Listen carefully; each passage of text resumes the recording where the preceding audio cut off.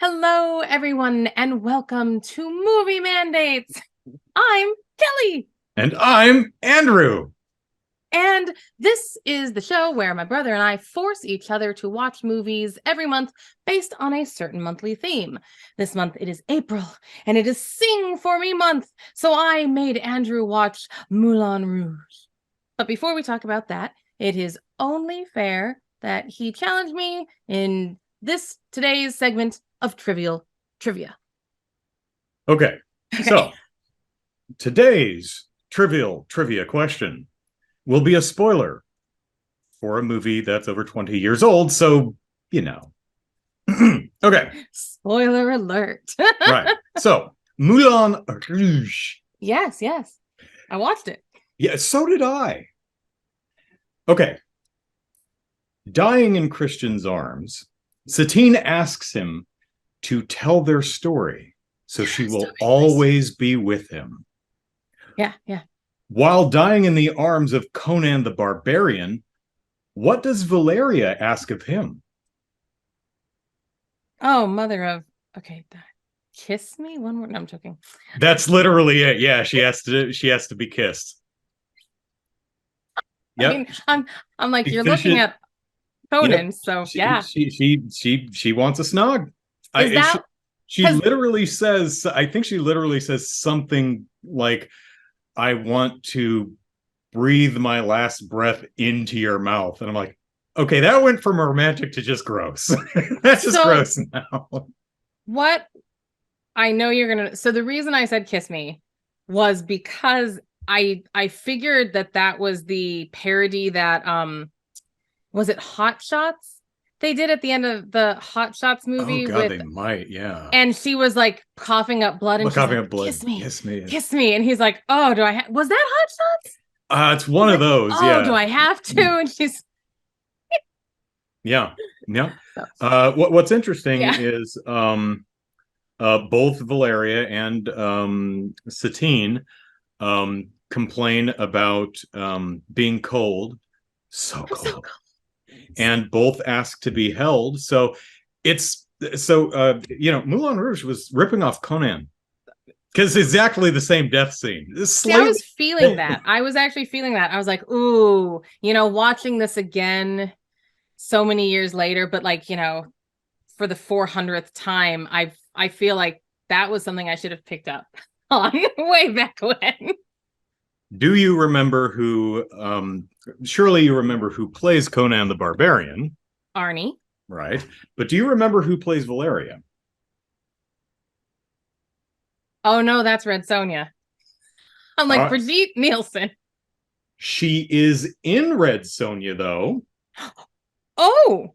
Oh, is she the black-hatted queen woman? Oh, Queen I don't know. Gedrin, yeah, it's Sandal Bergman. I wouldn't have pulled that name out, but I'm like, But oh, it was this one. you had the right person. Yeah. She plays Queen Gedrin in Red Sonja, and she's in Man. other light masterpieces like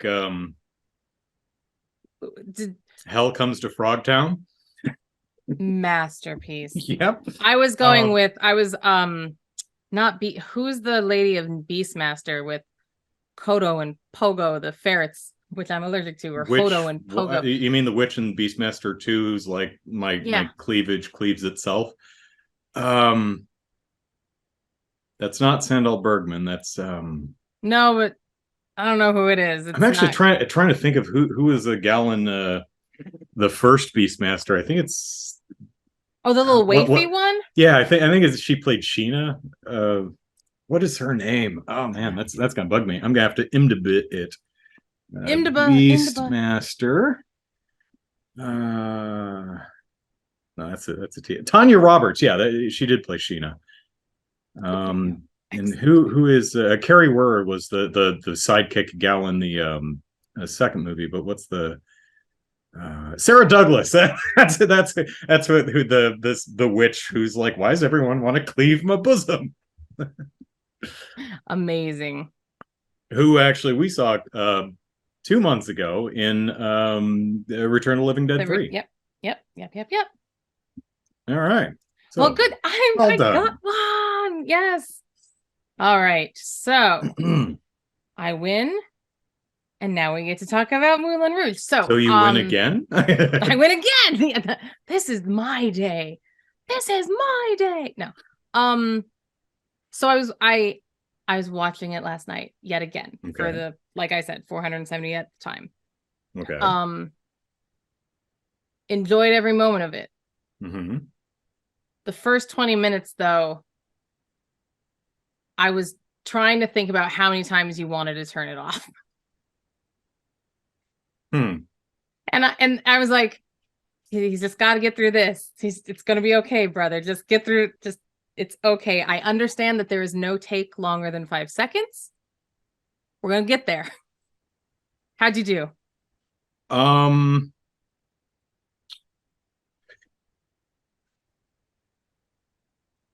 I feel like I need to start somewhere preface else. my review. Okay. Because asking what I thought of Moulin Rouge is kind of like asking what I thought of any sitcom without me first explaining that I don't like sitcoms. Like something about the format that just doesn't work for me. Okay. Moulin Rouge is a jukebox musical. That it is. I'm not the biggest fan of jukebox musicals. And it's more of it's kind of a music snobbery thing, really. It's not like there's no reason to do there are many valid reasons to do a Kelly, explain to the nice audience, what is a jukebox musical? Right. So a jukebox musical, is one that uses pre-made songs that are in pop culture and uses those in the musical as the songs that the characters are singing.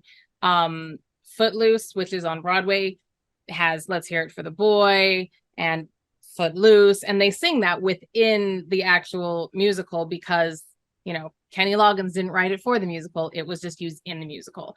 Moulin Rouge really plays with a lot of the construction of the song more than some jukebox musicals do. Some are more straightforward.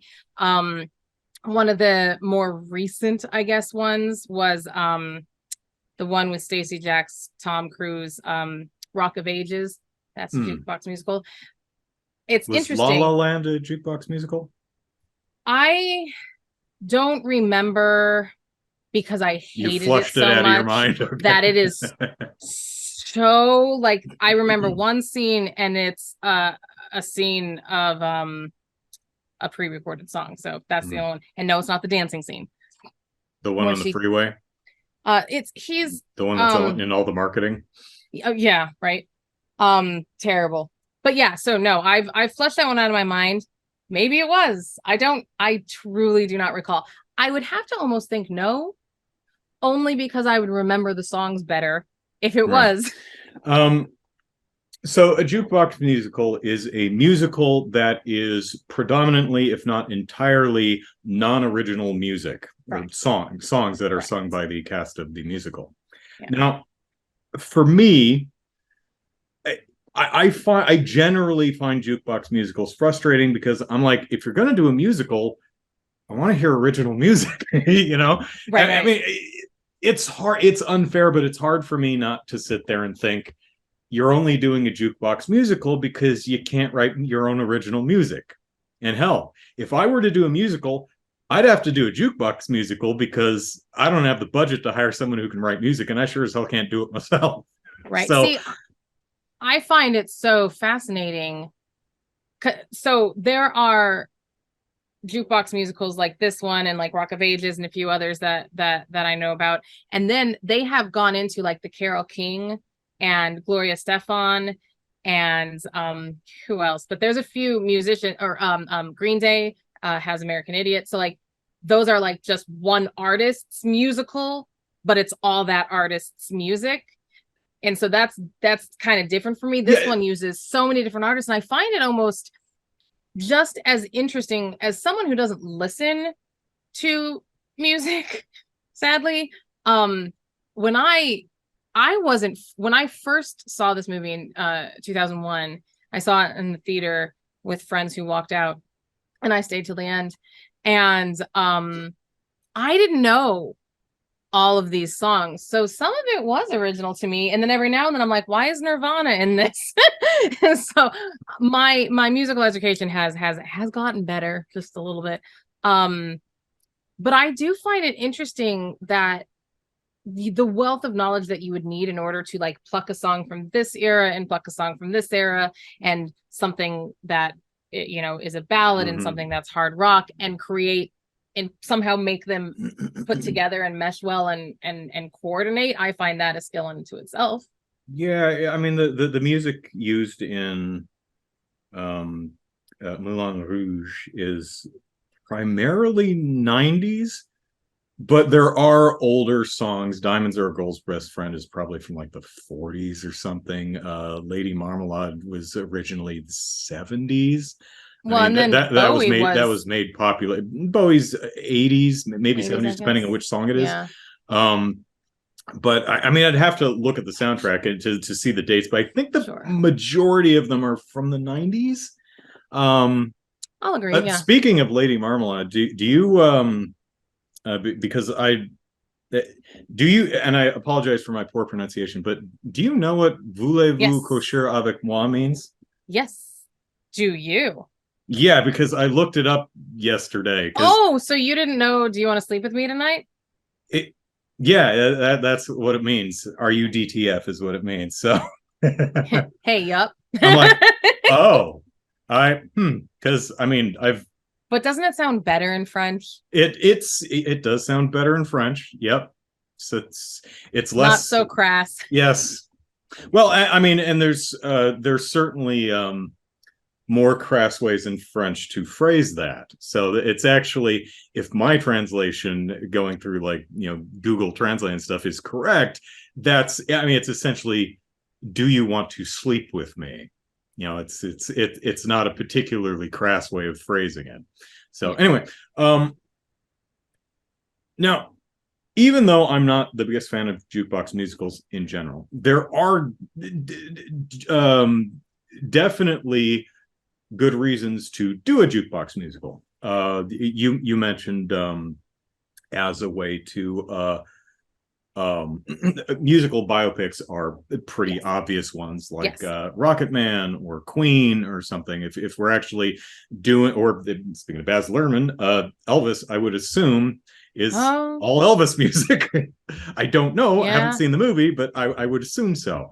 Rocket Man's all Elton John stuff. Queen is all Queen stuff. That's fine. Another thing you can do is write an original story as an excuse to honor the discography of a particular artist, such as ABBA with Mamma Mia, or Frankie Valli and Four Seasons with the Jersey Boys, which I would really like to see someday, because I really like Frankie Valli and the Four Seasons. You've seen it? 3 times. Okay, it's good. It's good, right? I hear it's great. So good. Okay, there was a lot of tears. I loved it.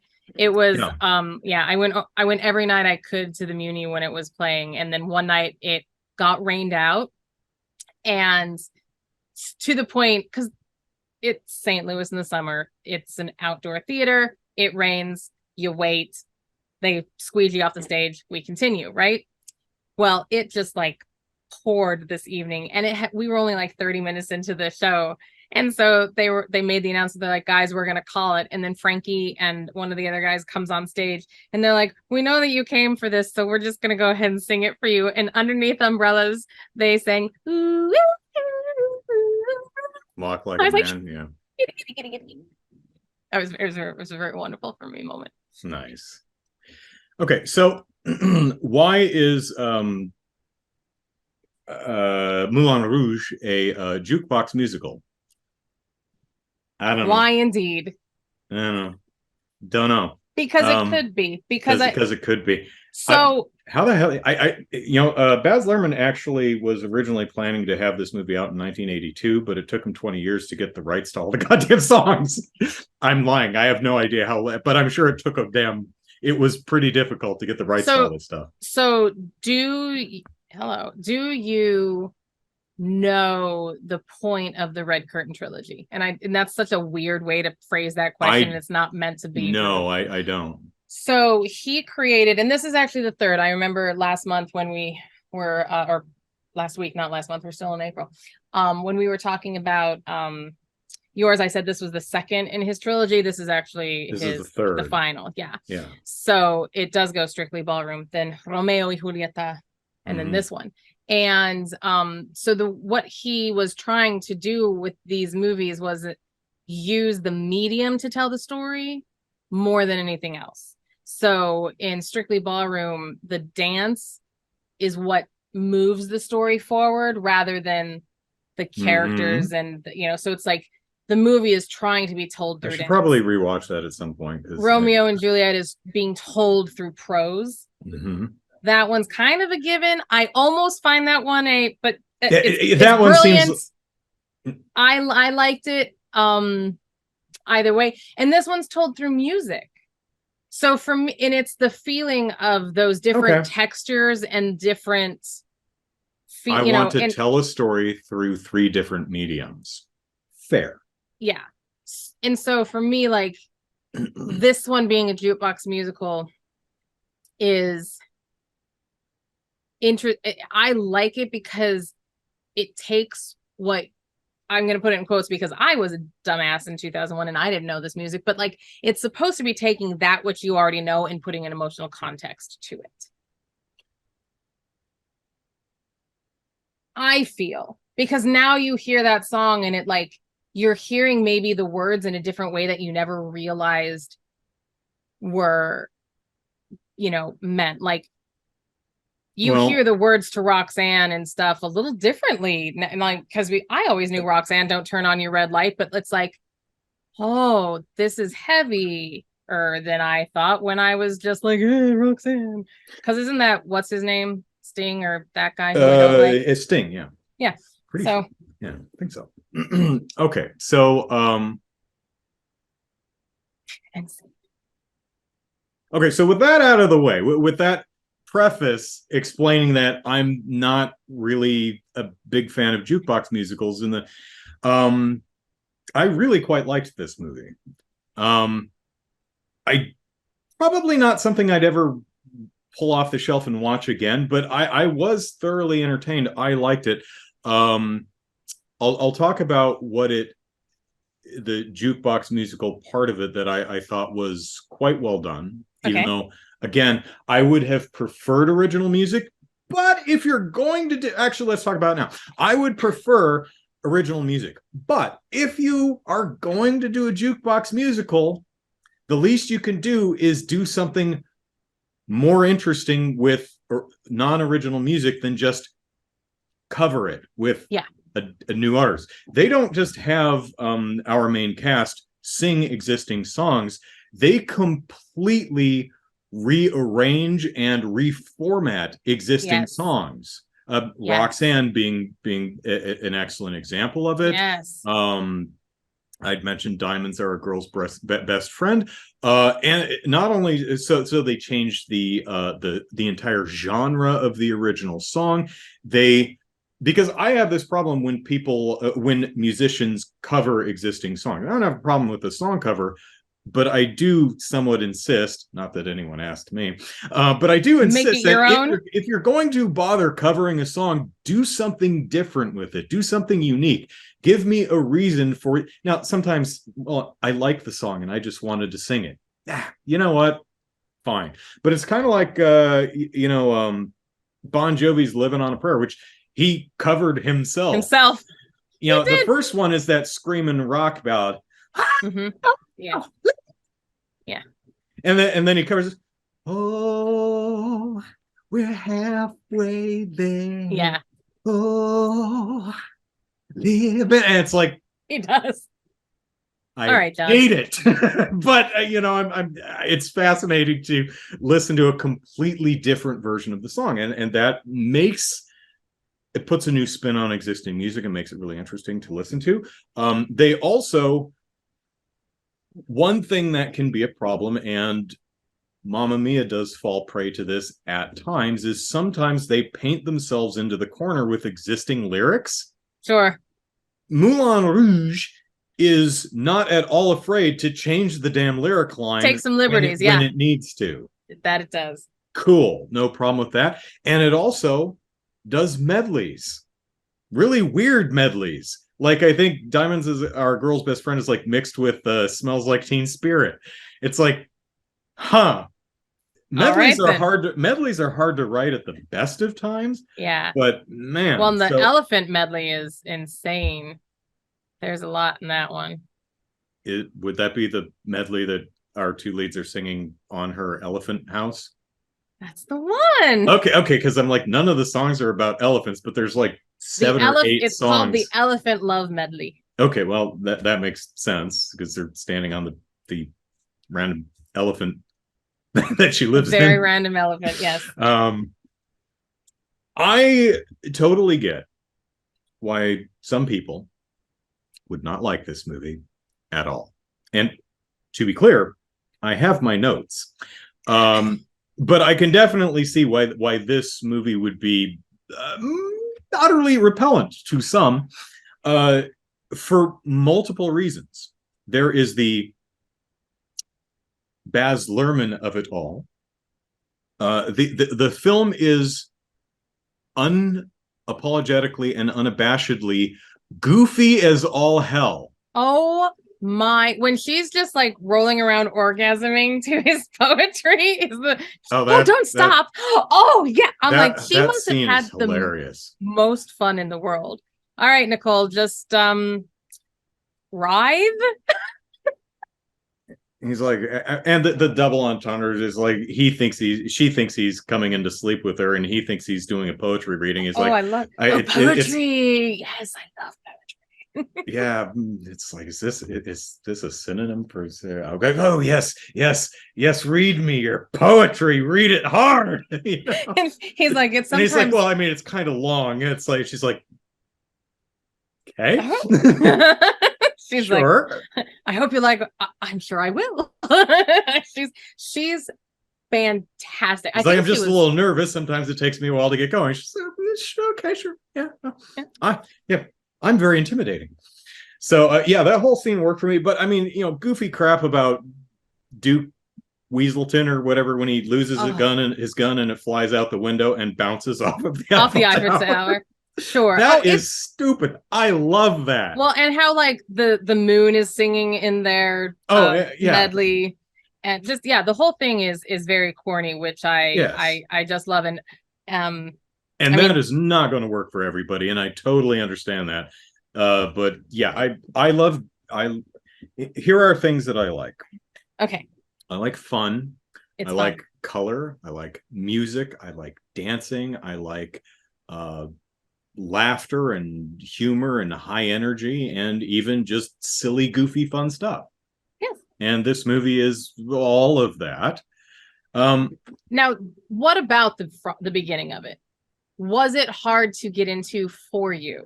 Because when I went to go see it for the first time in the theater, and I mentioned this when we started, my friends walked out, all but one. I think I was there with 4 friends. And 2 of them walked out, and Andra was like, I'll hang out with you, because I'm like, I'm enjoying this. And then she stayed to the end with me, and I was like, thank you. And the other 2 were like, I can't believe you sat through that. But they left during that first, like, the Argentinian fell through the roof, and then I'm doing this, and this, and it's a very chaotic opening. The whole movie, well, there are moments where it stops and breathes. But when he finds his purpose to love Seth. Sure.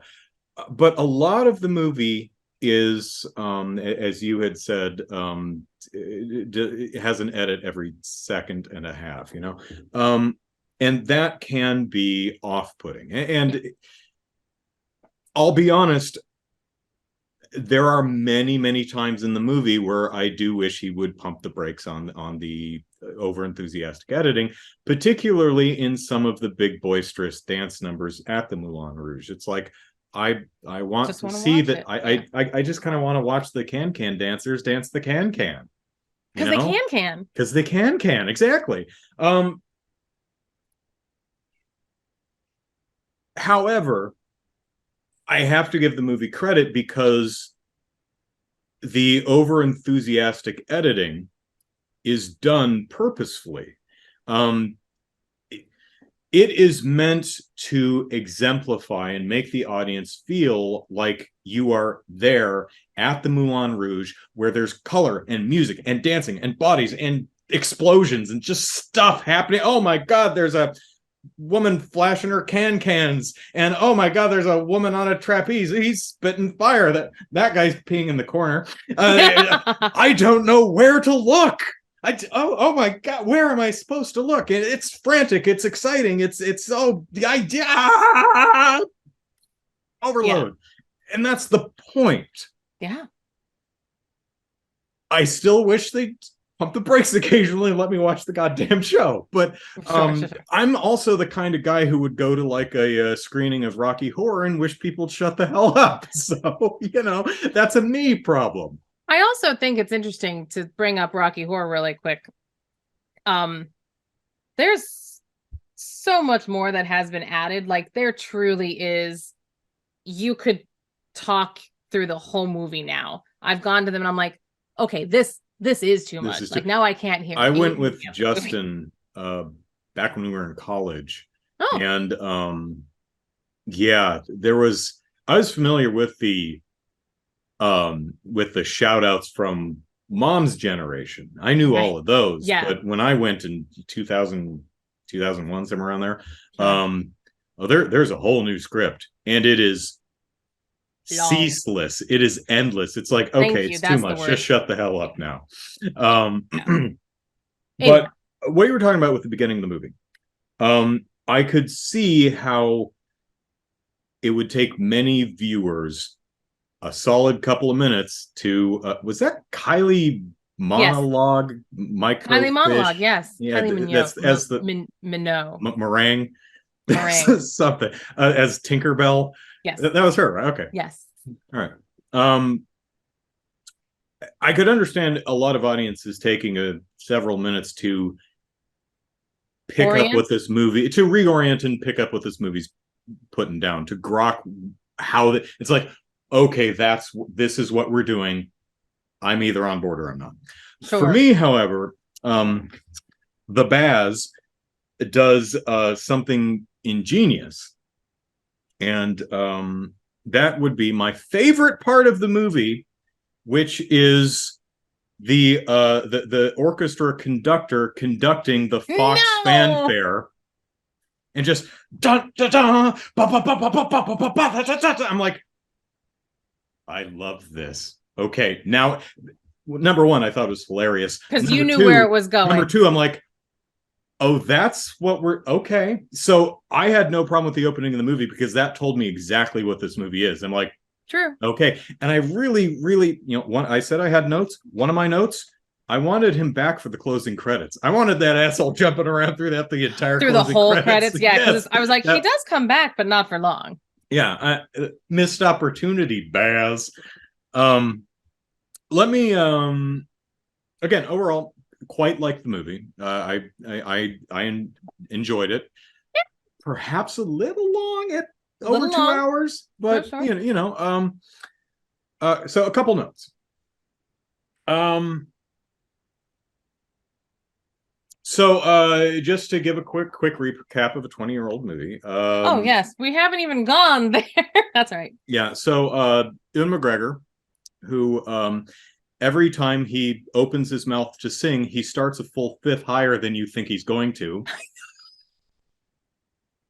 But you can see it because his lips go up and his palate just goes up, and you're like, he is going to make a very large sound.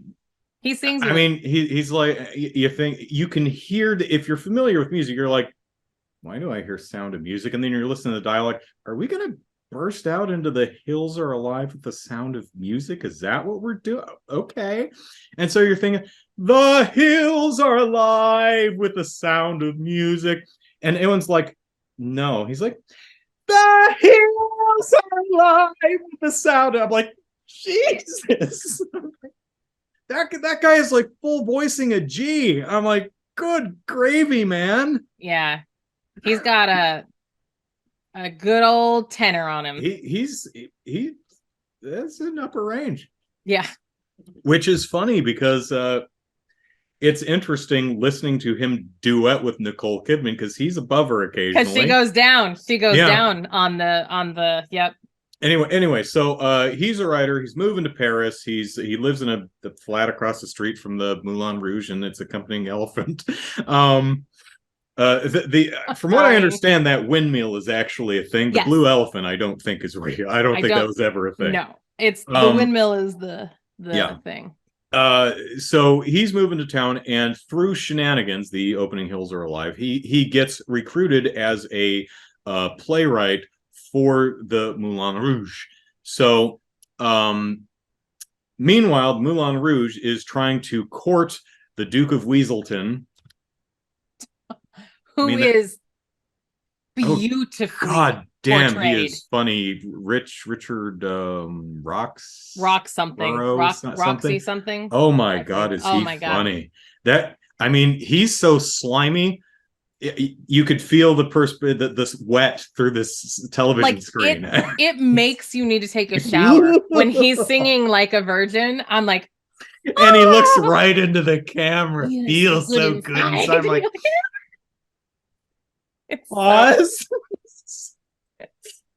So he's a duke. He has money. The Moulin Rouge is like, Sabine, go Satine.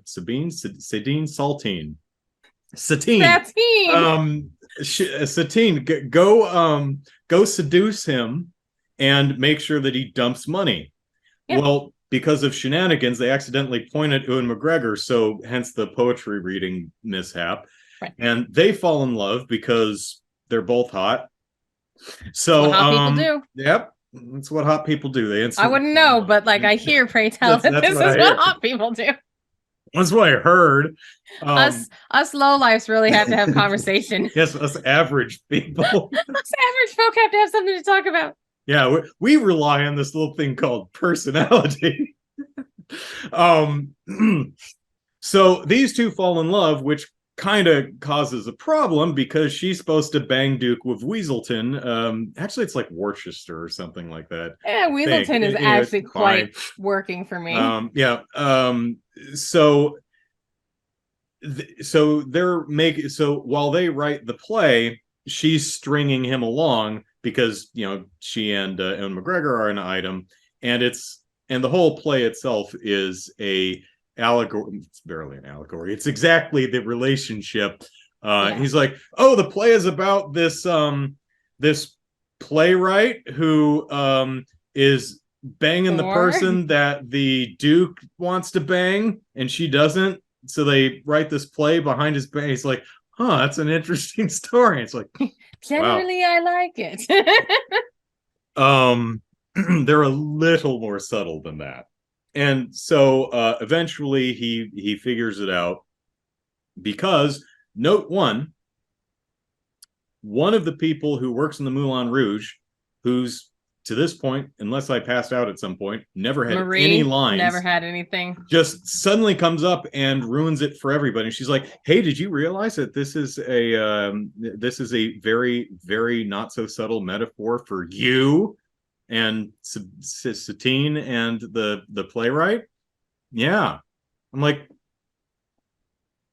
did something hit the cutting room floor? Because I'm sure she has a motivation, but the movie never articulated it. So I'm sitting going, who is that? Why is she being an asshole? Because all this is going to do is put her ass on the street too. Yeah, so I would agree with this note. I have to believe that part of Marie's arc was left somewhere.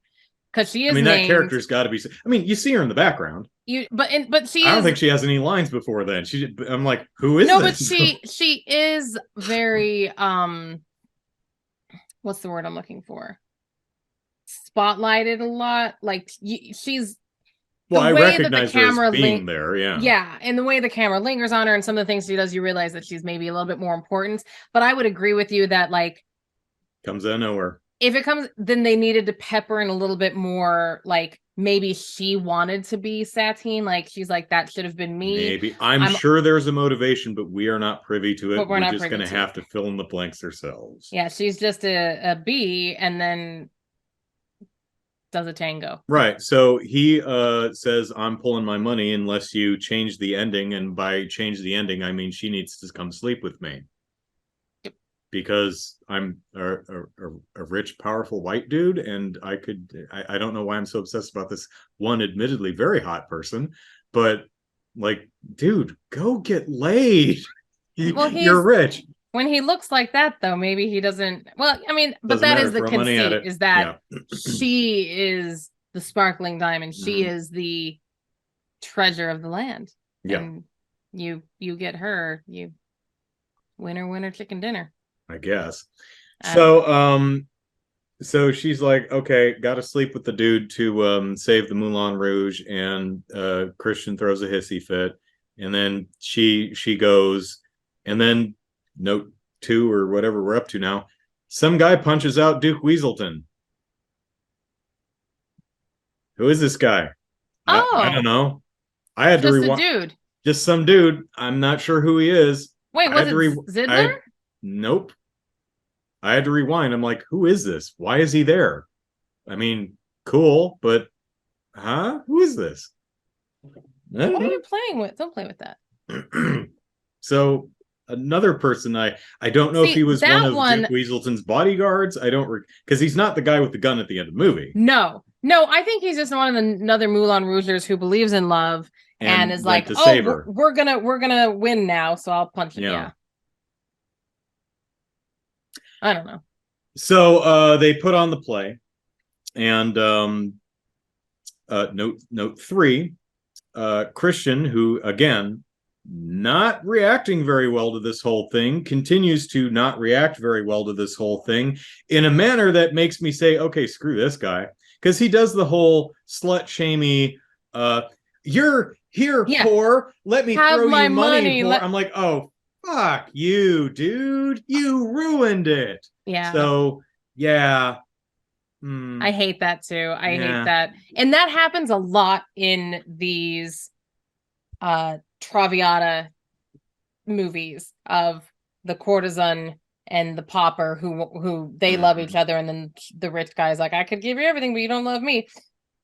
That's the storyline for everything. It's not, but you know what I mean. Oh God, where was I going? You know, they did it better in Pretty Woman. Well, there you go. Yeah, but no, that's the thing is like, why is it? That's what I was gonna say. In all of these things, it always comes to a head of like throwing money at her, and it's just like,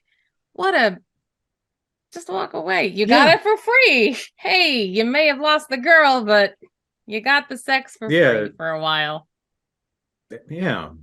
No, bad. Yeah, I mean, you know. I mean, because then, it's bad form whenever it's done in a movie. It has always been. Ugh. Yeah, I mean, unless that's literally the point, which again is why it works in Pretty Woman, because Richard Gere thinks he's not, condescending to her in that way, and she has to, point out that, yeah, dude, yeah, but she doesn't. She does it, but she's like, you've never made me feel like that until right now. Yeah. And that's, And it's, to the movie's credit, him ruminating on that is, I mean, he doesn't like, oh my gosh, I have learned a lesson. I am no, you can tell him just sitting there. It's the scene where he goes out onto the damn balcony. It's like, he's thinking about this stuff and realizing what he did. Good on you. Sometimes we screw up and do dumb things. Yeah. I mean, what Christian does at the end of this movie is a bit beyond a screw up and a dumb thing. That's just outright aggressively abusive and mean. Yeah, he was hurted. And I mean, I get he's hurted, but it also comes off as a real, no, you are my possession. You would be sullied and not worth my time if you were befouled by another. It's like, dude, We grow all up. have a past. Calm down. Yeah, grow up. Yeah, Like, I feel like that is kind of out of character for him too. yeah, Like, it also, yeah, I expected more of yeah, come on, my Chris. darling high pitched voice boy. Um, Mm, so yeah. and they needed the conductor to come back for For the the credits. credits. So four big notes, but other Mm, than that, not terrible, not yeah. terrible. Other than that, I quite like the movie. Um, out of curiosity, I Yes. watched Moulin Rouge from the 1950s. Um, I haven't watched any of the other ones because I don't know when they're from or whatnot. I mean, not that that's not what kept me from, but I was like trying to search and I'm like, where are these other movies? Are they similar stories? well, that's the interesting thing because I watched the 1952 version Okay. because uh, that's the only one I could find on any streaming service anywhere. There's a silent film from the 20s, which not streaming anywhere. There's one from the 30s, I think, which also not streaming anywhere. There's the one from the 50s and the new one, and of course there's the Broadway one, Which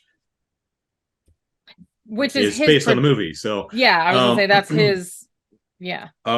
there's also a couple other there's actually a Phantom of the Moulin Rouge, La Phantom de I forget Oh, what the La Phantom de Moulin Rouge. But anyway, so I watched this one because I thought it'd be an interesting point of comparison. It has yeah. nothing to do with it. It's a completely different movie. So it's just Uh, set at the and Moulin Rouge. yeah, the only all of these movies are completely different. They have nothing to do with each other. They're just set in and around the Moulin Rouge. Now, Hmm. that said, I'm glad I watched it because Jean Leguizamo's character, Toulouse-Lautrec. yep, Henri Toulouse-Lautrec, that is the painter Painter. Yeah. dude from who Painted painted. at the Moulin Rouge. Well, it painted there's the famous Moulin Rouge poster, and I looked up some of his art and like, oh yeah, I've seen a bunch of that before. That guy, okay. The clown, his little black and white thing, that's like the thing, like when he's at the beginning and the end when he's singing, there is a Oh, tale. the yeah, yeah. That's one of his. I'm trying to pull the name out. It's not going to come to me, Yeah. so it doesn't matter. But I thought because the movie that from 52 is about him and his he's a very wealthy man of privilege who can't get laid. Some good performances and it's well shot and I liked a lot of the dancing when they're in the clubs, but I don't really care about this dude's sex life. So not didn't really care for that movie, but I would have watched. I'm glad I watched it because okay, now I understand why they gave John Leguizamo very short legs because that's because that guy broke his damn legs when he was a kid and they never healed right and never grew, so he had very short legs as an adult, was only like 5'4" or something like that. He not a midget, he was not a no small no person. Right he's not a little person. He did not have dwarfism. He had another malady that that meant his legs never healed properly and never resumed growing after he broke the shit out of him falling off a horse or something when he was 12. Yeah, in the 1860s. Yeah, the care or whatever that was. Yeah, mid 19th century somewhere. So this movie's about he defends some sex worker who's being harassed by a police person and pretends to be her girlfriend, so he'll leave her alone, and then she just weasels her way into his life and takes advantage of his kindness, and he's just desperately lonely because all the people he's friends with, except Zsa Zsa Gabor, who's in this movie, and she's funny and has the two musical numbers, and she's actually in his hallucination on his deathbed. She walks in the room, darling, I heard you were dying, just had to come say hello. It's hilarious. Love Where it. the hell is she from? Hungary or something? Do Oh you know God, where where? Zsa Zsa Gabor originates from? No, but now I'm Uh, gonna have to okay. look that up. Um, so anyway, the first hour or so of the movie is this relationship with this woman who just um is horrible to him, and so real bad breakup. He never really gets over that, even when he starts dating a some other socialite who's his equal class wise, who's also but who's genuinely into him, and Hungary. oh, it is Hungary. Wow, okay. I mean, there's like 200 countries at 1 out of 200 shots, so I mean, she doesn't sound Australian. Probably not American. You're like, not that one. Yeah. Not that So, one. yep. Please So, continue. so it ends with, so she loves him, but not only he can't and will not allow himself to be hurt again, and he just can't see it. Um, and there's a part of me, it's like, lady, you know that, maybe give him a mulligan on his one bad reaction. But then she goes and she marries Peter Cushing. It's like, well, okay, she's like, you don't, she like gives him one shot, and he's kind of he's not terribly mean about it. And like he doesn't like slut shame or anything like some other protagonists of Moulin Rouge that we could name. But he misses his shot, and then he drinks himself to death, literally. And that's the movie. Okay. But at least I understand why they did what they did with John Leguizamo. And I thought it was really interesting in the few scenes where they give him the big brown Persian pants, because they're like, we don't have to do the effect now. John, squat and hide it in the pants. It's hilarious. He's the little and I've said, like, I am obsessed with him as the magical sitar. And he's like, I only speak the truth. I only speak the truth. I say that all the time. And I've said that for 20 some odd years. I'm like, I only speak the truth. And it's from this as John Leguizamo. Yeah. So I'm just really happy that you liked it. I'm very happy that that you tell me about that conductor and seeing him, that you're like, I understand where this is going. And I actually told Jeremy that when we were talking about it, because he asked me what I thought you would think. And I was like, I think he'll like it. He's just going to have to get over the first little bit that's going to be like, dude. And I said, but the thing is that my brother understands movie composition and like reasoning behind things and he allegories and everything like that. I'm like, so I know that he'll understand. The like is the one that I'm like, I just want him to get through. And so I knew like that for you, it would be like the choice made sense, even if it wouldn't have been your choice. Even if I understand the choice, and I on a level agree with it. I just like, I don't like it. It's just like the movie's giving me a headache. Stop it. It's like sometimes I just want to look at the beautiful outfit that the person has on. Wonderful. I think it won costumes. I think it won costumes, and it won art direction. Oh God, I love what's his name? Jim Broadbent, I think, plays Jim Broadbent, the leader of the Moulin Rouge troupe. Yeah, Zidler. What a performance from him! Good gravy. I loved what they did. You don't even know it's him. You don't even know it's him. It took me a little while before I read. I'm like, I've seen him somewhere. It wasn't until it's one of his piercing stare dramatic close-ups where he's talking with Nicole Kidman. I'm like, Jim Broadbent. That's who it is. But I mean, they're hiding him under some gnarly facial hair and makeup and wig and it's good stuff. Nothing against Ewan or Nicole, but those are very mainstream actors who you would expect to put in a great performance. Everybody else is top notch. The narcoleptic Argentinian is like incredible and incredible to look at. But like, and his whole Roxanne guy, and I don't know what the heck that dude has done. Yeah, they made Roxanne into a tango, and it's great. It's Really another lame. example where I wish they'd hold the camera still a little bit longer and just kind of focus on the tango. I mean, I get what you're doing narratively, but stop it. Point the camera over there. I want to look over there. I want to watch the tango. Yes. So yay. So yay. So yay. All right. Well, then today's episode has come to an end. And actually, so has April come to an end. But no more musicals. No more musicals, but guess what? May is a new month. Did you know that? It goes April into May. It's distinct from April? Completely separate. It starts back at 1 and everything. Wow. I know. And into May, we are doing May Day. It's disaster movies. Yay. And you, brother, are choosing what to start? You didn't choose. No, I'm joking. No, I did. This was a really difficult one for me because as far as disaster movies go, there are a lot to choose from, mostly from the 70s.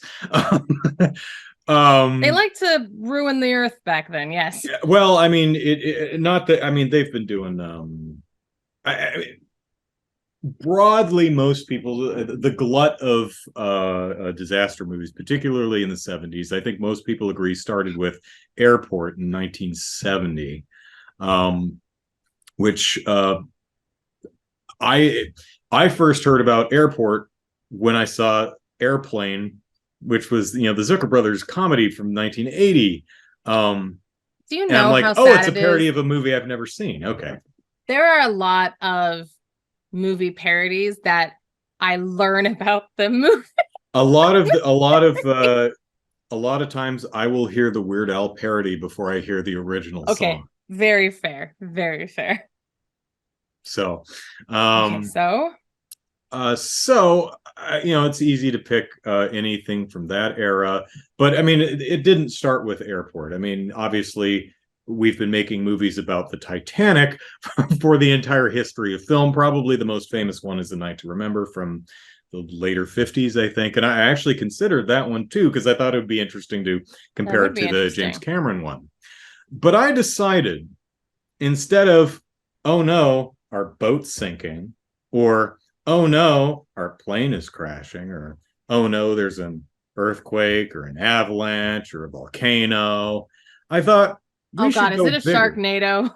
No. But we are going to watch the biggest possible disaster, When Worlds Collide.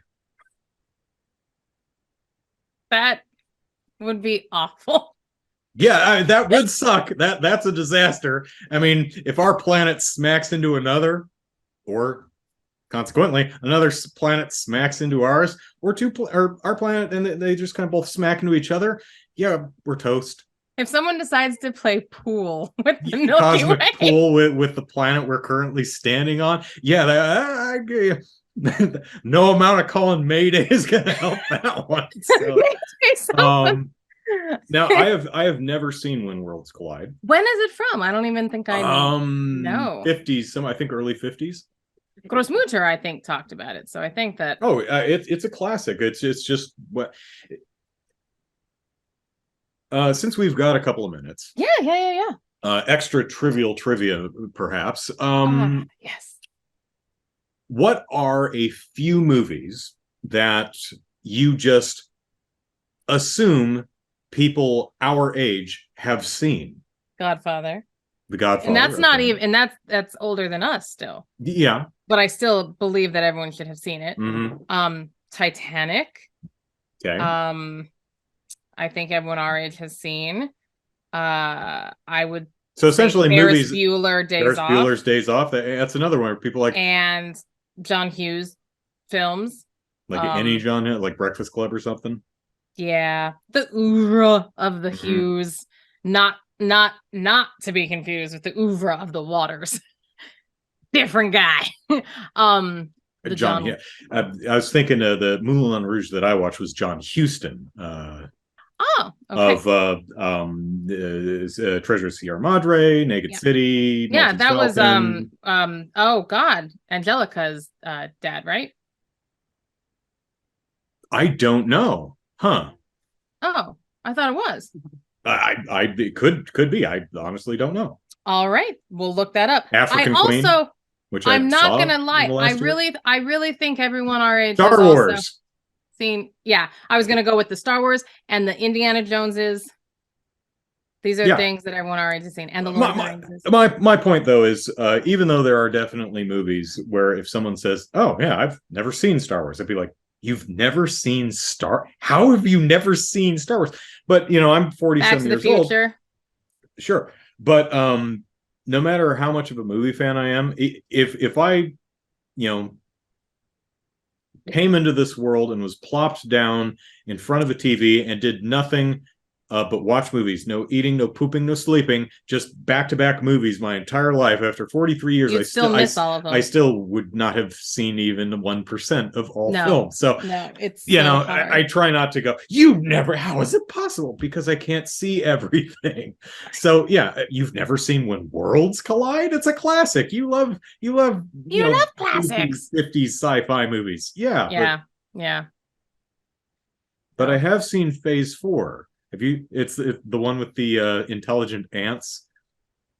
No, that's a good one. Maybe. No, I've seen G-Force with the intelligent guinea pigs. Is it the cartoon? No. Is it? Wait. CG Wait. one? Didn't they CG the guinea Yes, pigs? because Zach Galifianakis is in it. Okay. Yeah, it's kind of like the idea of cats versus dogs, where Yes. it's a superhero team or a spy, like Mission Impossible, but with guinea pigs, right? Yeah. Okay. Yeah. So good. I mean, it's not good, but it's Yeah. so good. Phase 4, if I'm remembering correctly, is oh no, the ants are like really smart and they may be trying to take over the world. So it's one of those. Don't discount ants. They're strong comparatively. Yeah, they like start building weird monoliths. It's like, what are those ants doing? This is creeping us. It's actually a really good movie. So if anyone, Phase 4. yeah, Phase 4. Not. I think that's what it's called. I was about to say, not a memorable name, as you're like, No, I not well. that's I mean, what it's referring to, I think, is like kind of like the idea of DEF CON 1, 2, 3, 4, 5. This is Phase 1 is a problem. Phase 2, Phase 3, Oh, Phase 4 is a right. really big humanity extinction level problem. That kind of Fair. thing is what it's going for. Fair. Okay. Again, I haven't seen that movie in 15 years. Again, another movie I think from like the 70s or something like that. But anyway. All right. Well, hey, if you all want to watch When Worlds Collide. When Worlds Collide. I was about to say War of the Worlds. I'm like, that is 100% not it. When Worlds But another Collide, disaster movie. That it is. Check below and see where it's streaming or available to rent right now. And until then, you can watch us of Movie Mandates on YouTube or listen on iTunes. And if you like us and you think we're really cool, then you can show us some love and you can subscribe and like and star and leave a comment and leave a review and let us reach a wider audience so that people can also meet us and love us. So there you go. So with that, I'm Kelly. You can find me on Twitter at GetEisengard. And you can find me on Twitter at Andrew Eisen. And we hope you enjoyed this episode of Movie Mandates, and we will be back next month with another mandated movie. Bye. Bye, everyone. Bye, everyone.